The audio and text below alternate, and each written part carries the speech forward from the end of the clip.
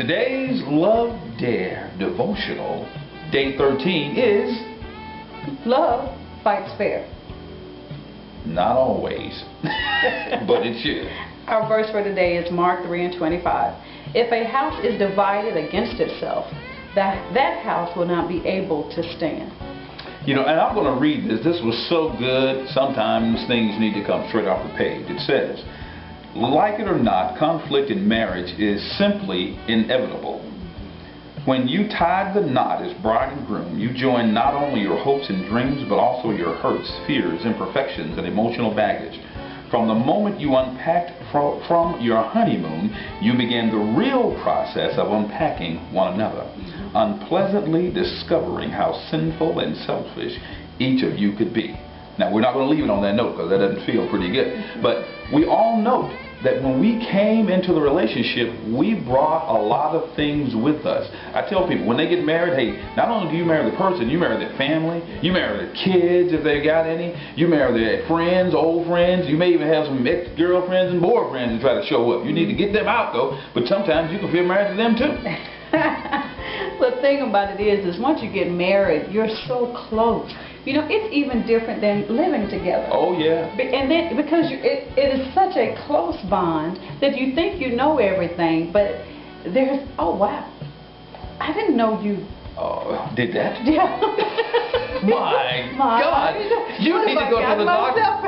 You need to go to the doctor and have that fixed. All of that, because you're just close. It brings about a closer relationship. Well, what you'll see is that even if we tried everything the wrong way, I tell people we kind of backed into this thing, so we definitely didn't start out perfect.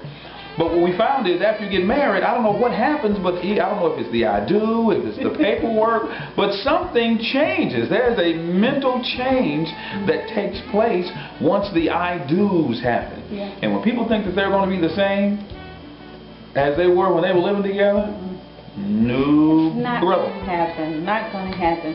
And what happens really is now you're close. We already discussed the closeness, but then all the demands of the world comes on you. You know, children, your in-laws, your job, living in the same home with somebody. All of those challenges appear. And you know, Charles, you usually say something that you'll see the real person show up when conflict arises. Oh yeah, when hey, let somebody get mad. The real them will show up. It's impossible to hide the real you, because something is going to happen that's going to make the real you come out. But the Love Dare for today has a very simple yet deep cause, and it says here, instead of thinking that you won't have any conflict in your marriage, this dare is about dealing with conflict in such a way that you both come out healthier on the other side. Now, how many of you have ever put conflict and healthy in the same paragraph? Not even the same sentence, but in the same paragraph. Love and pain. No pain, no gain. Yeah, all that stuff. All those oxymorons. Yeah, no one ever talked about, well, hardly ever do people talk about being healthy on the other side of conflict. And let me tell you what it will give you. It will give you a sense of excitement and expectancy, knowing that, hey, when we come through this, we can have the potential to come out better than we went in. And then all of a sudden, you're anxious about getting this thing over. Yeah. Like I said, making up is a lot of fun. And it talks about how love will help you install airbags and guardrails around your relationship. And it will also, love now, will also remind you that conflict can be turned around for good.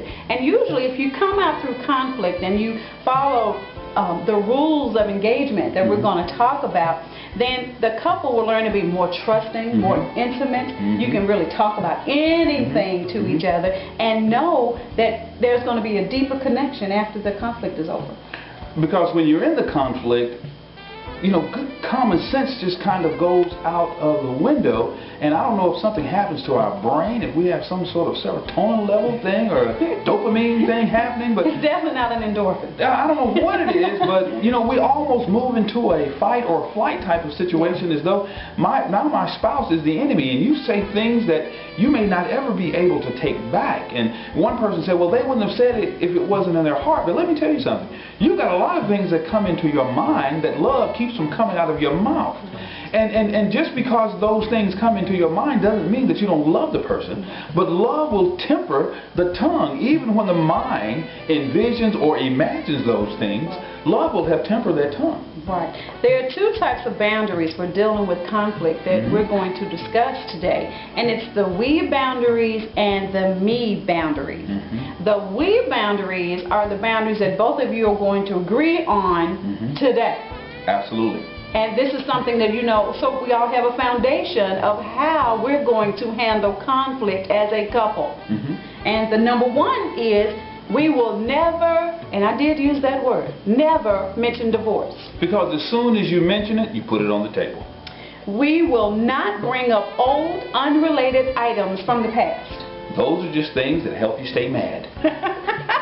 We will never fight in public or in front of our children. Now we're trying to make a statement in front of other people and get them on our side.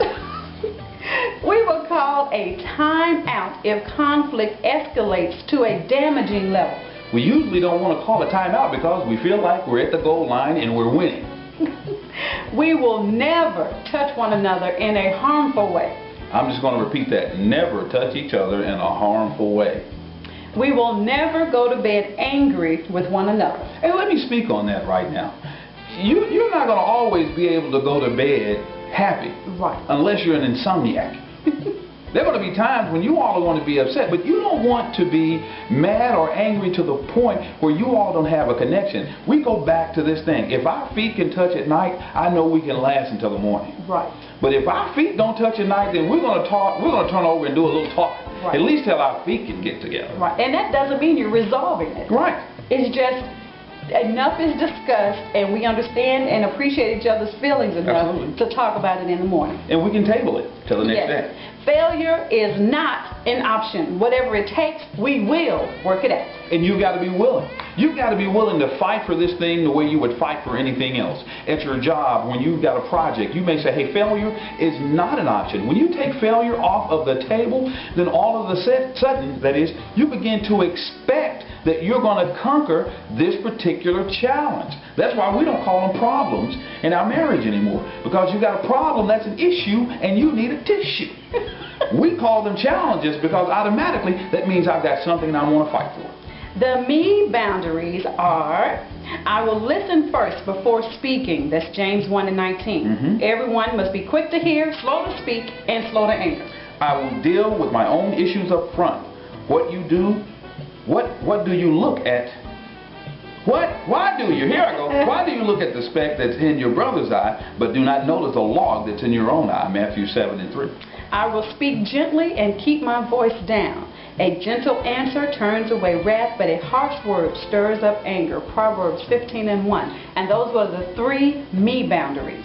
And because it allows you to put the brakes on. He talked about earlier about having brakes. And I said this, a break in the marriage, a break in the love. Not a broken marriage and not a broken love. What I mean by a break in the marriage is that somebody between the two of you is going to say, hold up.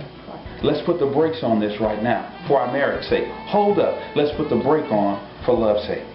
And he talks about disagreeing with dignity. Conflict should actually show us how or result in building a bridge instead of burning one down. And I love the last line. It says, remember, love is not a fight, but it is always worth fighting for. Oh, absolutely.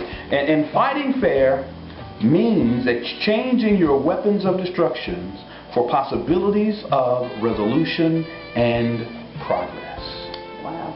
Our dare today was to talk with your spouse about establishing healthy rules of engagement. If your mate is not ready for this, then write out your own personal rules to fight by. Resolve to abide by them when the next disagreement occurs. Oh yeah. It's going to be good. It's going to be great. We didn't have any fighting this week, so hey, we just win that one automatically. Ching! And when I come back tomorrow, I'll be able to read. So just remember, go out to strikingconversations.com. Be sure to register. Be sure to log into the classroom. Check out our YouTube. Check us out on Facebook. Hey, we're really, really working to make this better and gooder and gooder and gooder. Just remember that we love you. Bye-bye.